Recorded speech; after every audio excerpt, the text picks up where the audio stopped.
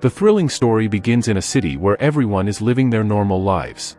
A festival is also taking place in the city, and people are enjoying it to the fullest. But suddenly, a strange rock falls from the sky into a nearby forest. The rock crashes onto the earth with such speed that no one even notices it.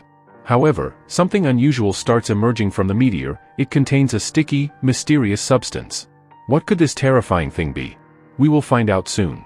Now, we shift our focus to a man named Brett, who lives in the same city. Brett is a businessman and a kind-hearted person. He is extremely wealthy, but despite not being that old, he looks like a 50 to 60-year-old man. Regardless, Brett has married a stunningly beautiful woman named Star, using his wealth. Brett adores Star, but one day, an argument erupts between them over an unknown topic. Brett becomes extremely upset with Star and decides to distract himself by going to a club. After spending some time at the club, Brett meets a woman named Brenda. Talking to her makes him feel good, and after having a great time together, they leave the club. Drunk and reckless, they wander into the forest, seeking more fun. Brett isn't even thinking about how he is betraying his wife, Star. He only wants to enjoy his life. As Brett gets closer to Brenda in the forest, he suddenly notices the small meteor nearby. He is shocked to see the structure because the sticky substance inside the meteor is visibly moving. Curious, Brett pushes Brenda aside and steps closer to examine it. But at that moment, a sharp, needle-like object shoots out from the meteor and directly pierces Brett's chest. The sudden attack causes Brett to collapse, unconscious. Brenda frantically tries to wake him, but the needle-like object from the meteor seems to have taken control of Brett's body. We see that it has burrowed inside him and is slowly making its way toward his brain. Within moments, Brett's entire body goes numb. Terrified, Brenda shakes him again, but blood starts oozing from his eyes, ears, and mouth. Brett's behavior started becoming extremely strange and terrifying. He didn't say a word to Brenda, just stood up on his own, staggered a little, and then began walking away. After that incident in the forest, Brett's behavior changed drastically. He started doing bizarre things as if he had no control over his own body. When Brett reached home, Star approached him and sincerely apologized for yelling at him earlier. She admitted her mistake and asked for forgiveness from the bottom of her heart. Since Brett was still somewhat conscious at that moment, he forgave her. But the real danger was just beginning. Brett suddenly went to a supermarket and bought an unusual amount of meat packets, secretly bringing them home. But it didn't stop there. When he saw his pet dog moving around, something in him snapped, and he ended up killing his own dog. For some unknown reason, Brett started collecting all these strange things in his basement. He had built an eerie-looking shelter down there where he would perform unnatural body movements. Brett's actions were no longer human, they resembled those of a dangerous, wild animal. And in reality, all of this was happening because of the terrifying parasite inside his body. The parasite had taken control of him and was forcing him to do all these things. However, when Star noticed that Brett had locked the basement door, she became suspicious and started questioning him about what was inside. Brett didn't want her to find out, so he made an excuse, saying he was planning a big surprise for her birthday. Starla, happy with the idea, didn't question it further and stayed away from the basement. As the days passed, Brett's body underwent sudden, horrifying changes. The area where the asteroid's parasite had entered his body began developing strange, bloody patches. His skin was deteriorating due to the parasite, which had now reached his brain and was trying to take full control over him. The situation became even worse when, just a few days later, two alien-like tentacles suddenly burst out from Brett's chest. A strange sensation overwhelmed him, signaling that he was no longer the same person he used to be. Brett's behavior started becoming extremely strange and terrifying. He didn't say a word to Brenda, just stood up on his own, staggered a little, and then began walking away. After that incident in the forest, Brett's behavior changed drastically. Looking at his wife, Starla, Brett started feeling the urge to convert her into something like himself. But just as he was about to do so, a voice from his subconscious mind stopped him. It reminded him that he must not harm his wife in any way. Regaining some control over himself, Brett quickly left the house. However, his hunger for a victim still remained.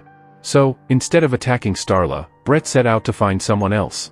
He went directly to Brenda, the married woman he had met at the club. Brenda had no idea what was about to happen as Brett took her inside his home for what she thought would be a fun time. As soon as they got close to each other, the two alien tentacles shot out from Brett's body and pierced straight into Brenda's stomach, drilling deep inside her. She screamed and writhed in pain, unable to do anything but suffer. Meanwhile, Brett, now completely under the parasite's control, watched the scene with pleasure, as if he was feasting on his daily meal.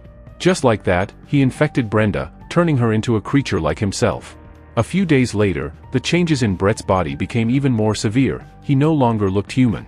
His transformation had progressed so much that when he was at home, Starla saw his horrifying condition and was left completely stunned. "You need to see a doctor," she insisted. "This could be some kind of infection." But Brett lied to her. "Maybe I got bitten by a lot of flies, which made my skin swell. I already got a prescription from a doctor, and with some medicine, I'll be fine in a few days," he assured her. In reality, Brett was just making excuses to keep Starla from discovering the truth. Meanwhile, strange things were happening in the city. Dogs, cats, and other pets were mysteriously going missing. Posters of lost animals were plastered everywhere, but no one had any clue that the pets were already dead. And the one responsible for all of it? Brett. He had been secretly killing all the animals in the area and storing their bodies in one place.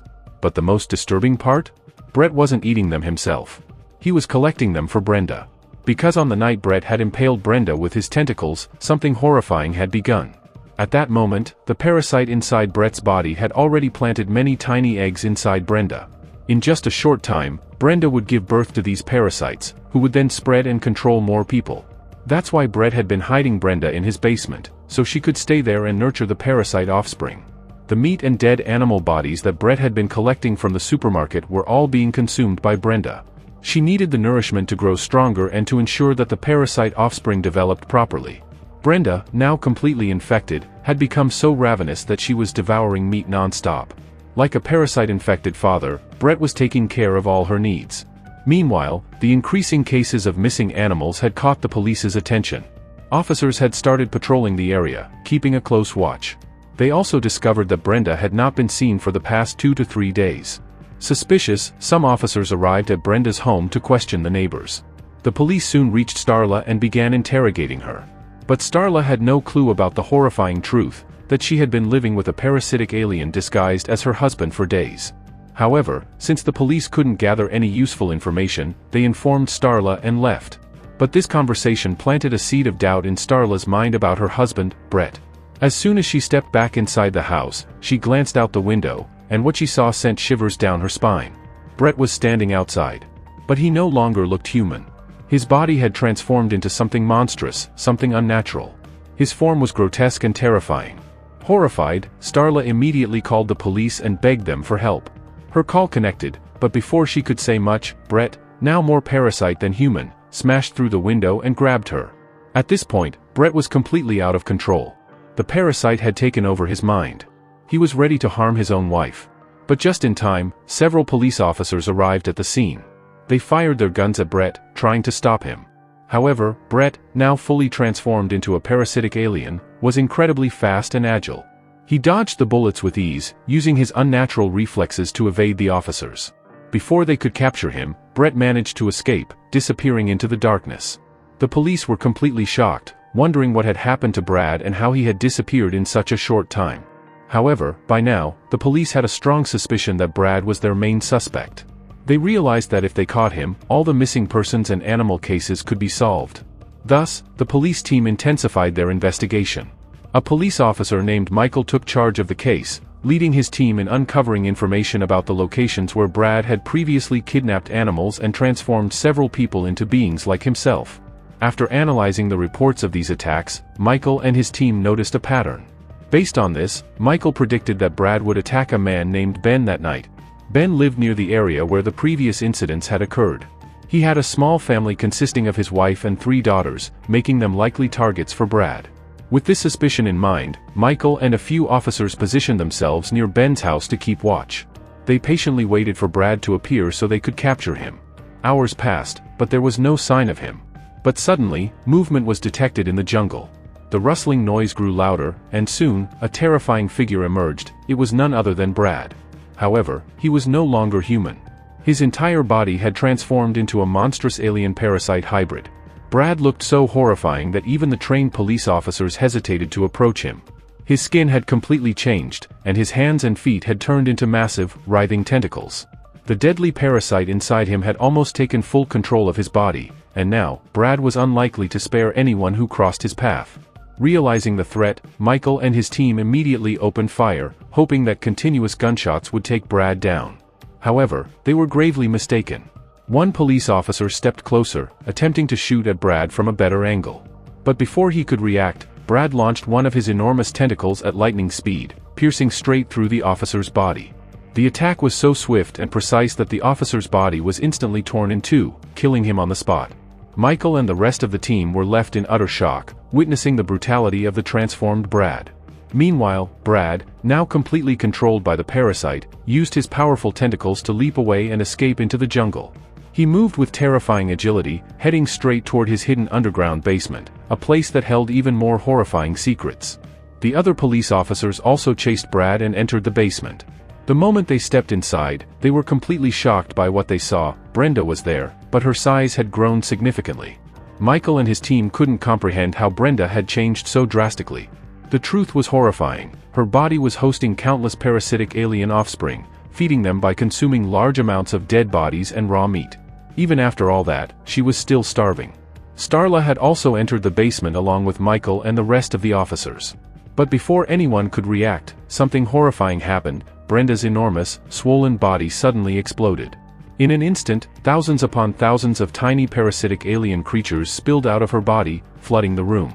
These creatures rapidly spread everywhere, crawling onto every available surface and searching for hosts. Within moments, they latched onto the bodies of the nearby police officers. The parasites forced their way into their victims' mouths, taking control of their minds and bodies. The same way the mother parasite had infected Brad, these newborn parasites were now transforming the officers into monstrous alien creatures. Michael and Starla, realizing the danger, quickly covered their mouths, preventing the parasites from entering their bodies.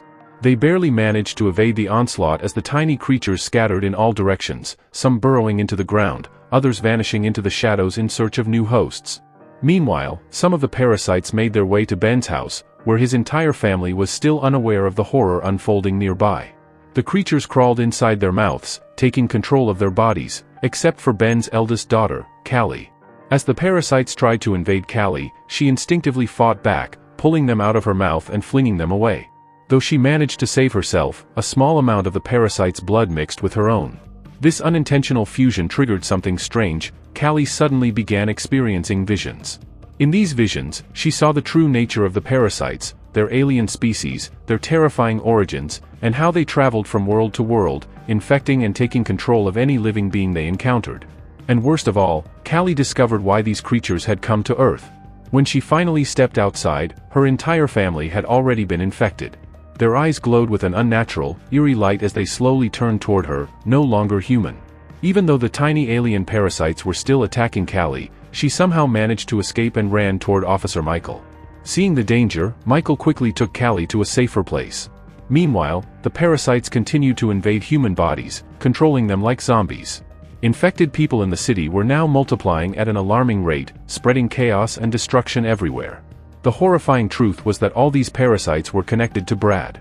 The parasite inside Brad was the main parasitic alien, the leader of them all. That's why the smaller parasites followed its commands, taking over human bodies and spreading the infection even further. Inside a car, Callie, Starla, Michael, and a few others drove toward a safe location, as it was already late at night and being outside was extremely dangerous. Terrified, Callie told Michael the horrifying truth she had seen through her visions. She explained that these parasitic aliens had come from a distant planet in the universe, a planet they had completely destroyed. These creatures had been searching for a new world to colonize, which is why they had arrived on Earth. Their goal was simple, to increase their numbers and take complete control of the planet. But Callie also revealed a crucial detail: Brad was the key. The parasite inside Brad was their leader. If they could destroy him completely, all the smaller parasites would die as well. Michael took this information seriously and immediately started devising a plan to eliminate Brad once and for all. Meanwhile, inside an abandoned house, Brad's monstrous transformation continued. His body was growing larger and more grotesque by the second. His arms and legs had completely turned into massive tentacles. He no longer resembled a human in any way. To gain even more power and stamina, Brad had absorbed multiple people into his body, merging them into his grotesque form. However, despite his terrifying transformation, Brad still loved his wife, Starla. He wanted her to be like him, transformed into a powerful creature so they could rule the world together. Determined to make this happen, Brad commanded his controlled minions to go and capture Starla. At the same time, as Michael and his group drove through the dark roads, their car suddenly met with a terrible accident. They were thrown off balance, and before Michael could react, Brad's infected minions attacked. Despite his desperate efforts, Michael was unable to save Starla. Brad's controlled people successfully captured Starla and took her back to him, completely unharmed but now a prisoner in his monstrous lair.